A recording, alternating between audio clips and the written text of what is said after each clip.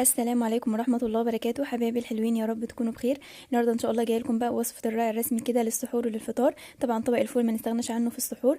هنعمله مع بعض بطريقة سهلة جدا، وشايفين اللون بتاعه هقولك ازاي تظبطيه. في البداية كده بدأت ان انا جبت عندي حلة او طاسة، ضفت فيها شوية من الزيت، وهبدأ ان انا اضيف فيها مكعب من التوم. ده توم انا مفرزاه، حابة انك تضيفي توم فريش تمام مفيش مشكلة.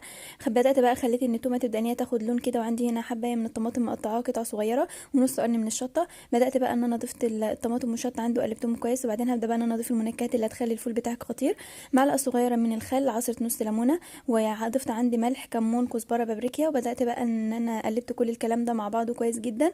وبدات بقى ان انا ضفت الفول عندي، ده فول انا مفرزاه وببقى ضربه خفيفه كده في الخلاط. وبدات بقى ان انا قلبت الفول كويس جدا، وخدته وسبته ياخد غلوه كده على النار، وبعدين شلته وزينته بقى زي ما حضراتكم شايفين كده. ما شاء الله شكله حلو جدا، اتمنى انكم تجربوه، بصراحه طعمه جميل، ويا رب يكون عجبكم، وبالف هنا وشفا.